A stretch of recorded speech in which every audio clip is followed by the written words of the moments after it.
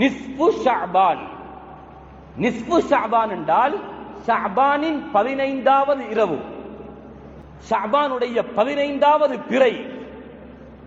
இந்த நிஸ்பு ஷஅபான் சம்பந்தமாக வந்திருக்கக்கூடிய 6 ஹதீஸ்ல 2 ஹதீஸ் மௌதுஆக இட்டுக்கட்டப்பட்ட ஹதீஸ் என்று உசூலியங்களின் மூலமாக அடையாளப்படுத்தப்பட்ட 2 ஹதீஸும் பலவீனமான ஹதீஸ். அந்த ஹதீஸிலே இடம்பெற்றிருக்கக்கூடிய அறிவிப்பாளர் வரிசையில் சில பலவீனங்கள் ஏற்பட்டிருக்கிறது என்று 2 ஹதீஸும், இன்னும் 2 ஹதீஸ் ஹசனான ஹதீஸ். ஒன்று ஹசன், அடுத்தது ஹசன் லிகைரி. ஹசன் லிகைரிஹி என்றால் அது யஹ்தஜு பிஹி, ஆதாரம் பிடிக்க முடியுமான ஹதீஸ். முன்னால சொல்லப்பட்ட 4 ஹதீஸையும் விட்டு எங்களுடைய ஃபுகஹாக்கள் மட்டுமல்ல, எங்களுடைய மதுஹபுக்கு வெளியிருக்கக்கூடிய தற்காலத்துடைய சவுதியுடைய அறிஞர்கள் கூட இந்த ஹதீஸை ஹசன் என்று ஏற்றுக்கொண்டிருக்கிறார்கள். எந்த ஹதீஸ் என்றால், நிஸ்பு ஷஅபானுடைய இரவில் 15வது இரவில் அல்லாஹ் ரப்புல் இஸ்ஸத் சுப்ஹானஹு வ தஆலா ஃபயக்ஃபிரு லிஜமீஇ ஹல்கி, அவனுடைய எல்லா படைப்பினங்களுக்கும் அல்லாஹ் மன்னிப்பை கொடுக்கிறான். நிஸ்பு ஷஅபானுடைய 15வது இரவில் ஃபயக்ஃபிரு லிஜமீஇ ஹல்கி, அல்லாஹ் அவனுடைய எல்லா படைப்பினங்களுக்கும் மன்னிப்பை கொடுக்கிறான். இல்லா லிமுஷ்ரிகின் அவ் முஷாஹின், யாரெல்லாம் ஷிர்க் வைக்கிறார்களோ, இணை வைப்பாளர்களாக இருக்கிறார்களோ அவர்களுக்கும், அவுலி முஷாஹின், முஷாஹின் என்றால் சகோதரர்களுக்கு மத்தியிலே குரோதங்கள் விரோதங்களை காட்டி நடக்கக்கூடியவர்கள், சகோதரர்களை விட்டும் ஒதுங்கி நடக்கக்கூடியவர்கள், முஸ்லிம்களோடு விரோதமாக இருக்கக்கூடியவர்கள், இப்படி உள்ளத்திலே குரோதங்களை வளர்த்தவர்கள், இவர்களை அல்லாஹ் அந்த இரவிலும் மன்னிக்க மாட்டான் என்றார்கள். இந்த ஹதீஸ் ஹசனான ஹதீஸ். பைஹகீல, தபரானில, அஹ்மதுல, இப்னு ஹிப்பான்ல வரக்கூடிய ஹதீஸ். இமாம் சுயூத்தி ரஹ்மத்துல்லாஹி அலைஹி இந்த ஹதீஸை பற்றி சொல்லும் பொழுது இஸ்னாதுஹு ஸஹீஹ் என்கிறார். அல்லாஹ்வுடைய நல்லடியார்களே, இதே ஹதீஸ் அதனுடைய வார்த்தைகள் மாறி ஒரு ஹதீஸ் வந்திருக்கிறது. இத்தலஅ அல்லது யத்தலிஉல்லாஹ், அல்லாஹ் இந்த இரவிலே உதயமாகிறான். லிஅஹ்லில் அர்த், அங்க லிஜமீஇ ஹல்கிஹி என்று வந்திருக்கிறது. இந்த ஹதீஸில் லிஅஹ்லில் அர்த், பூமியில் இருக்கும் எல்லோருடைய பாவங்களையும் அல்லாஹ் மன்னிக்கிறான். இல்லா லிமுஷ்ரிகின் அவ் முஷாஹின், ஷிர்க் வைக்கக்கூடியவர்களையும் குரோதம் உள்ளவர்களையும் அல்லாஹ் மன்னிக்க மாட்டான் என்று வந்திருக்கக்கூடிய இந்த 2 ஹதீஸும் ஹசனான ரிவாயத்துகள். இது இந்த இரவுக்கு சொல்லப்பட்டிருக்கும் ஃபதாயில்கள். அல்லாஹ்வுடைய நல்லடியார்களே, அது மட்டுமல்ல, இந்த இரவிலே அடியார்கள் மன்னிக்கப்படுகிறார்கள், அவர்களிடத்திலே இருந்து பாவம் நீக்கப்படுகிறது, பாவத்தை விட்டும் அவர்கள் பரிஆக ஆகிறார்கள், பாவத்தை விட்டும் நிரபராதியாக ஆகிறார்கள். அதனால் யௌமுல் பராஆ, பராஅத்து நாள் என்று சொல்லப்பட்டிருக்கிறது. இது எங்கிருந்து வந்துச்சு? இந்த பெயர் யார் வைத்தது? இது குர்ஆன்ல இருக்குதா அல்லது ஹதீஸ்ல இருக்குதா? அல்லாஹ்வுடைய நல்லடியார்களே, தஃப்சீருடைய கலையில் கொடிகட்டி பறந்தவர்கள், எல்லா மதரசாக்கள்லையும் ஓதி கொடுக்கப்படக்கூடிய மிக பிரதானமான தஃப்சீர், தஃப்சீர் இப்னு கஸீர்ல ஃபீ லைலத்தின் முபாரகா, பரக்கத்து பொருந்திய இரவு என்று வரக்கூடிய அந்த ஆயத்துக்கு அல்லாமா இப்னு கஸீர் ரஹ்மத்துல்லாஹி அலைஹி யௌமுல் பராஆ லைலத்துன் நிஸ்ஃபு மின் ஷஅபான், இங்கே பரக்கத்து பொருந்திய இரவு என்று சொல்லப்பட்டிருக்கிறது. அது பராஅத்துடைய இரவு, அது 15வது இரவு என்று குறிப்பிட்டது மட்டுமல்ல, இமாம் குர்துபி ரஹ்மத்துல்லாஹி அலைஹி அவர்களுடைய தஃப்சீருல் குர்துபியில ஃபீ லைலத்தின் முபாரகா என்று சொல்லிட்டு லைலத்துன் நிஸ்ஃபு மின் ஷஅபான் லஹா அர்பஅத்து அஸ்மா, அதற்கு 4 பெயர்கள் இருக்கிறது. யௌமுல் பராஆ, லைலத்துல் பராஆ, லைலத்துன் முபாரகா என்று பெயர் இருக்கிறது. அது நிஸ்ஃபு ஷஅபானுடைய 15வது இரவு என்று தஃப்சீரிலே பதிவு செய்யப்பட்டிருக்கிறது. அது மட்டுமல்ல, மிஷ்காத் என்ற கிதாபுடைய விரிவுரையான மிர்காத்திலே ஜும்ஹூருல் உலமா, சலஃபு ஸாலிஹீன்களுடைய பெரும்பாலும் உலமாக்களுடைய கருத்து, இது நிஸ்ஃபு ஷஅபானுடைய இரவை தான் குறிக்கிறது என்று சொல்லப்பட்டிருக்கிறது. இது போன்ற நிறைய ஃபுகஹாக்கள் இமாம்கள் இந்த இரவுடைய சிறப்பை பற்றி கூறியிருக்கிறார்கள். அல்லாமா இப்னு தைமியா ரஹ்மத்துல்லாஹி அலைஹி அவர்களுடைய இக்திதாஉஸ் ஸிராத்துல் முஸ்தகீம் என்ற கிதாபின் 2ஆம் பாகம் 321வது பக்கத்தில் இந்த இரவை பற்றி அவரிடத்திலே கேட்கப்படுகிறது. அவர் யார் என்று உலமாக்களுக்கு தெரியும். அவர் மதுஹபுக்கு வெளியுள்ள மிகப்பெரிய ஒரு அறிஞர். அவரிடத்திலே இந்த இரவை பற்றி கேட்கும் பொழுது, அம்மா லைலத்துன் நிஸ்ஃபு மின் ஷஅபான், நிஸ்ஃபு ஷஅபானுடைய இரவு இருக்கிறது, ஃபகத் வரத ஃபி ஃபகத் ருவிய ஃபி ஃபضلஹா அல் அஹாதீஸு ஸஹீஹா அல் மர்ஃபூஆ வல் ஆசாரு ஸஹீஹா, நிறைய சஹீஹான ரிவாயத்துகளிலே அந்த இரவுக்கு சிறப்பு இருக்கிறது என்று சொல்லப்பட்டிருக்கிறது. ஸலஃபு ஸாலிஹீன்கள் இந்த இரவிலே தனியாக நிறைய தொழுதிருக்கிறார்கள், அந்த இரவை அவர்கள் ஹயாத்தாக்கி இருக்கிறார்கள் என்ற கருத்தை அல்லாமா இப்னு தைமியா ரஹ்மத்துல்லாஹி அலைஹி அவர்களுடைய கிதாபிலேயும் எழுதுகிறார்கள். அல்லாஹ்வுடைய நல்லடியார்களே, அகில இலங்கை ஜம்இய்யத்துல் உலமா உடைய ஃபத்வாவும் 2-3 நாளைக்கு முன்னால வெளிவந்திருக்கிறது. நிஸ்ஃபு ஷஅபான் பராஅத்துடைய இரவு சம்பந்தமான மார்க்க தெளிவு மக்களுக்கு வழிகாட்டல் அவர்கள் கொடுத்திருக்கிறார்கள். அதனுடைய சிறப்பு, அதிலே பிடிக்கப்படக்கூடிய நோன்புடைய விவரங்களை எல்லாம் அகில இலங்கை ஜம்இய்யத்துல் உலமா வெளியிட்டிருக்கிறது. அல்லாஹ்வுடைய நல்லடியார்களே, நேரத்தை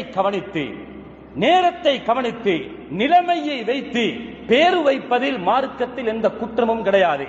எங்களுக்கு தெரியும், உண்மையில் இது சம்பந்தமான மிக தெளிவான ஒரு தெளிவை மக்களுக்கு தருவதாக இருந்தால் பல மணி நேரம் அல்லாஹ்வுடைய கிருபையால் இது சம்பந்தமாக பேசலாம். மிக சுருக்கமாக சொல்கிறேன். யௌமுல் பராஆ என்று ஏன் வைக்கப்பட்டிருக்கிறது? இந்த நாளில் ஒரு மனிதன் பாவத்தை விட்டும் பரீஆக ஆகிறான், துப்புரவாகிறான். அதனால் இது பராஅத்துடைய நாள், நிரபராதியாக ஆகக்கூடிய நாள், பாவத்தை விட்டும் துப்புரவாக கூடிய நாள் என்று வைக்கப்பட்டிருக்கிறது. அல்லாஹ்வுடைய நல்லடியார்களே, ஹஜரத் மூசா அலைஹிஸ்ஸலாத்து வஸ்ஸலாம் அவர்களுடைய காலத்தில் ஹஜரத் மூசாவுடைய உடம்பில் ஒரு குறை இருப்பதாக அந்த காலத்திலே அவர்கள் சொன்னார்கள். எனவே அல்லாஹ் ரப்பல் இஸ்ஸத் சுப்ஹானஹு வ தஆலா அந்த குறை இல்லை ஹஜரத் மூசாவுக்கு என்று காட்டுவதற்காக அவர் நிர்வாணமாக ஓர் இடத்திலே குறிக்கிறார். அந்த குறை இல்லாத நிலைமையை அல்லாஹ் காட்டுகிறான். இது ஒரு சரித்திரம் புகாரிலேயும் இருக்கிறது.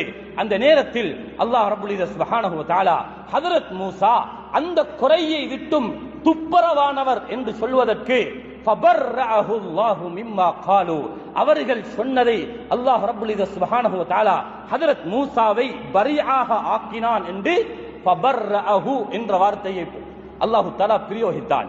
ஹஜரத் ஆயிஷா ரலியல்லாஹு அன்ஹா அவர்களுடைய விடயத்தில் சஃப்வான் இப்னு முஅத்தல் அஸ்-சுலமி ரலியல்லாஹு அன்ஹு அவர்களோடு ஒரு தொடர்பு இருப்பதாக ஒரு இட்டுக்கட்டு நடந்த நேரத்தில் இதனை துப்புரவு செய்யும் முகமாக அல்லாஹ் ரப்பல் இஸ்ஸத் சுப்ஹானஹு வ தஆலா சூரத்துன் நூர்ல உலாயிக முபர்ரஊன மிம்மா யகூலூன், அவர்கள் எதை சொன்னார்களோ அதிலிருந்து ஹஜரத் ஆயிஷா துப்புரவானவர்கள், பரீஆக ஆகிவிட்டார் என்ற விடயத்தையும் அல்லாஹு தஆலா அந்த சொல்லை கொண்டே பிரயோகித்தான்.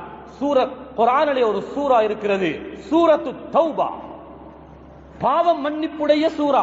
இந்த நாளிலும் பாவம் மன்னிக்கப்படுகிறது. அந்த சூராவுடைய பெயரும் தௌபா. அந்த சூராவுக்கு இன்னும் ஒரு பெயர் இருக்கிறது, சூரத்துல் பராஆ, பராஅத்துடைய சூரா. ஏன் பாவத்தை விட்டும் பரி ஆகிறது? காஃபிர்கள் 4 மாதங்கள் அல்லாஹ் அவர்களுக்கு பூமியிலே சுத்தி திரிய சொன்னான். அவர்கள் அல்லாஹ் ரசூலை விட்டும் பரீஆக ஆகிவிட்டார்கள். பராஅத்தும் மினல்லாஹி வ ரசூலிஹி என்று அந்த சூராவை அல்லாஹ் ஆரம்பிக்கிறான். அல்லாஹ்வுடைய நல்லடியார்களே, மார்க்கத்திலே தெளிவு வேண்டும். ஒன்றை பிழை என்று காண முன்னால் அல்லது அதை பற்றி ஒரு மனிதனுக்கு சொல்ல முன்னால் அதிலே தெளிவு பெற வேண்டும். எதிலே தெளிவின்மை இருக்கிறதோ, தெளிவு இல்லையோ, மக்கள் அதிலே அதை அதாக்களாக பகைவர்களாக ஆகிடுவார்கள். எனவே பாவம் மன்னிக்கப்படுகிறது. இது யாரும் நேற்று முன்தினம் 100 வருஷத்துக்கு முன்னால் வைக்கப்பட்ட பேரல்ல. அந்த முஃபஸ்ஸிரீன்கள் இந்த உலகத்திலே வாழும் பொழுதே நிஸ்ஃபு ஷஅபானுக்கு பராஅத்துடைய நாள் என்று வைக்கப்பட்டிருக்கிறது. இதுக்கு ஒரு அஸ்ல் இருக்கிறது. மார்க்கத்துடைய முஹ்தஸ் என்பது, பித்அத் என்பது தடுப்பு வந்திருக்க வேண்டும். எங்கே நகை இருக்கிறதோ, தடுப்பு இருக்கிறதோ, அங்கேதான் நூதனம் என்ற பேச்சு வருமே தவிர மார்க்கத்துடைய அடிப்படைகள் வந்ததை ஒவ்வொரு மனிதரும் ஒவ்வொரு முஸ்லீமும் அறிந்திருக்க வேண்டும். அல்லாஹ்வுடைய நல்லடியார்களே, அந்த காலத்தில் என்ன செய்வார்கள் என்றால், ஏழை எளியவர்களுக்கு சாப்பாடு கொடுப்பார்கள், கவனிப்பார்கள், நாளை சிறப்பிப்பார்கள். அந்த காலத்திலே கூடுதலாக என்ன பாவித்தார்கள்?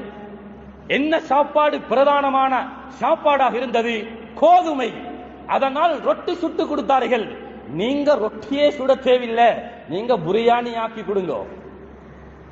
எளிய மக்களை தேடி அவர்களுக்கு சாப்பாடு கொடுங்க. நேற்று ஒருவரை ஒரு பார்மசியில சந்திக்கிறேன். அவருக்கு ஒரு பெரிய நோய். பார்மசிக்காரர் அவரிடத்தில் சொல்கிறார், அவர் துண்ட காட்டி ஒரு பெண்மணியோடு வந்திருக்கிறார். அந்த அமைப்பை பார்த்தால் பெரிய ஒரு நோய் விளங்குது. நேற்று இரவு நடந்த சரித்திரம். அந்த துண்ட பார்மசிக்காரன் கொடுக்க அவர் கேட்கிறாரு, இந்த டேப்லெட்டுக்கு எவ்வளவு வரும்? உங்களுக்கு ஒரு மாசம் குடிக்க சொல்லி இருக்குது. ஒரு நாளுடைய டேப்லெட் 220 ரூபாய். என்ன செய்தார் தெரியுமா? கையில 200 ரூபாய் சல்லியை வச்சு கொண்டுதான் துண்டை கொடுக்கிறார். ஒரு நாளைக்கு மருந்து வாங்கவும் இன்னும் 20 ரூபாய் தேவை. அந்த பெண்மணி துண்டை எடுத்துக்கொண்டு ரிட்டர்ன் போயிட்டான். வெளியாகும் பொழுது பார்மசிக்காரன் நான் கேட்டேன், அவக்கு என்ன நோய்? இந்த டேப்லெட் ஏறி இவ்வளவு விலை? அவர் சொன்னார், இது ஒரு மனிதனுடைய பிரச்சனை, இது ஒருவனுடைய தேவை. வாழ்வாதாரம் இல்லாமல் உலகத்தில் வாழக்கூடிய, கை நீட்டி வாங்க முடியாத எத்தனையோ நபர்கள் இருக்கிறார்கள். இந்த சிறப்பான நாளையில் சாப்பாடு கொடுப்போமே. அடே, ஈதுல் ஃபித்ர் பெருநாளுடைய நோம்பு பெருநாளுக்கு என்ன கொடுக்கணும்? அரிசி கொடுக்கணும். எப்ப கொடுக்கணும்? பெருநாள் ஹுதுபாவை இமாம் மிம்பருக்கு ஏறி அந்த ஹுதுபா செய்ய முன்னால், தொழுகைக்கு முன்னால் கொடுக்கணும். மார்க்கத்துடைய மக்சத் என்ன? அண்டே நாள்ல மின் அவுசதி மா துத்இமூன மின் அஹ்லீக்கும் அவ் கிஸ்வதுஹும், பிரதான உணவாக எந்த ஊரில் அந்த உணவு உட்கொள்ளப்படுகிறதோ அந்த உணவை எல்லாரும் சாப்பிடணும். ஈதுல் அத்ஹா ஹஜ் பெருநாளுக்கு என்ன செய்யணும்? மாமிசம் கொடுக்கணும், இறைச்சி கொடுக்கணும். என்ன விளங்குது? இஸ்லாத்தில கண்ணியப்படுத்தப்படுகின்ற அந்த நாட்களில் முஸ்லிம்கள் நல்லா சாப்பிடணும். முஸ்லிம்களுடைய கஷ்டங்கள் துடைத்து எறியப்பட வேண்டும். அதனால அந்த காலத்தில் ஹதீஸ குர்ஆன் அடிப்படையாக செல்ல இது ஒரு சிறப்பு என்று அவர்கள் அந்த அமலை செய்தார்கள். இதனை கேவலப்படுத்த அந்த ரொட்டி, அதுக்கு கொடுக்கக்கூடிய வாழைப்பழம் நாளை கியாமத்தினால குடையாக வருமாம் என்று எழுதி போட்டால் இவன் இஸ்லாத்தை கொச்சப்படுத்துறானா அல்லது அந்த நாளுடைய சிறப்பை தன்னுடைய காலுக்கு கீழால் வைத்து மிதிக்கிறானா? இதை உணர வேண்டும். பின்னால வரக்கூடிய ஜெனரேஷனுக்கு இந்த சிறப்புகள் எல்லாம் எப்படி சொல்லிக் கொடுக்கப்படுகிறது. அதனால் இதை ஒரு கொண்டாட்டமாக, இஹ்திஃபாலாக மஸ்ஜித் எல்லோரும் வந்து அமல் செய்யணும் என்று மார்க்கம் சொல்லல்ல. அதிலே ஹிலாஃப் பேசப்பட்டிருக்கிறது. ஆனால் ஹிலாஃப் இல்லாத ஒன்றுதான், அந்த நாளையிலே நீங்கள் அல்லாஹ்விடத்திலே தௌபா செய்யுங்கள், இஸ்திக்ஃபார் செய்யுங்கள், எளிய மக்களை கவனியுங்கள், அவர்களுக்கு உணவளியுங்கள். உணவளிப்பது இஸ்லாத்துடைய ஒரு முக்கியமான ஒரு பகுதி என்று ஆர்வமூட்டப்பட்டிருக்கிறது. அல்லாஹ்வுடைய நல்லடியார்களே, காலப்போக்கில் இவைகளெல்லாம் எங்களிலே இருந்து களையப்பட்டால் பின்னால வரக்கூடிய எங்களுடைய குழந்தைகளுக்கு, எங்களுடைய மாணவர்களுக்கு இந்த சிறப்புகள் எல்லாம் அப்படியே அளிக்கப்பட்டுவிடும். அதனால் இதனை ஊரோடு சேர்ந்து தன்னுடைய சுய அமல்கள் தன்னுடைய வீட்டில் செய்யலாம், இஸ்திக்ஃபார்கள் செய்யலாம். போன்ற அமல்கள் இந்த மாதத்தில் செய்யப்படுகின்ற அனைத்துமே அல்லாஹ்விடத்தில் அது துர்ஃபா உயர்த்தப்படுகிறது என்ற ஹதீஸ் இருக்கிறது, சிறப்பு இருக்கிறது. அந்த சிறப்பை நாங்கள் விளங்கி அமல் செய்வோம். அல்லாஹ்வுடைய நல்லடியார்களே, மிக சிறப்பான ஒரு காலம் இது. பல சோதனைகளுக்கு மத்தியில், பல சவால்களுக்கு மத்தியில், பல போராட்டங்களுக்கு மத்தியில் இந்த அமல்கள் எல்லாம் நாங்கள் செய்ய வேண்டி இருக்கிறது. 2 வருடத்துடைய அந்த ரமதான்களை சரியாக கழிக்க முடியாமல் போன கவலை எல்லோருக்கும் இருக்கிறது. அதனால் நாம் அல்லாஹ்விடத்திலே தௌபா செய்து எதிர்வரக்கூடிய அந்த இரவை சிறப்பித்து எங்களுடைய வீடுகளிலே அமல்களை செய்து அல்லாஹ்விடத்திலே தௌபா செய்து நல்ல மக்களாக மாறுவதற்கு முயற்சி செய்வோம். எல்லாம் வல்ல அல்லாஹ் சுப்ஹானஹு வ தஆலா எங்கள் அனைவர்களுடைய பாவங்களை மன்னித்தருள்வாயாக.